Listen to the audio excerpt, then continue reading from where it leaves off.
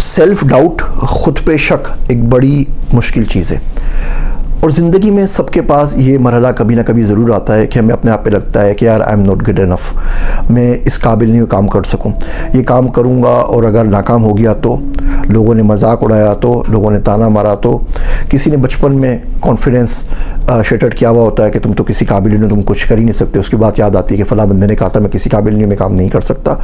अब self doubt के बारे में आप सोचते रहेंगे तो ये रेशम के उस कीड़े की रेशम की तरह आपको खा जाता है, अपने गिर्द आपको उसको बुनते रहते हैं और एक दिन आप उसी के अंदर सफोकेट होकर मर जाते हैं। आपने डिसीजन लेना है, आपने आगे निकलना है। जो नाकामी है ना, वो कामयाबी का प्रीफेस है, वो पहला चैप्टर है जो कामयाबी से पहले लिखा जाता है, वो फॉरवर्ड है जिसे हम सक्सेस कहते हैं। उसका पहला चैप्टर का नाम नाकामी है, उसी से आप आगे चलते हैं। आप नाकाम होंगे, आप करेंगे तो फिर आगे चलेंगे ना। मैं इंटरव्यूज़ में जाता हूँ तो मैं उनको बोलता हूँ कि I might not be the smartest guy in the room but I bet I will be the fastest guy in the room.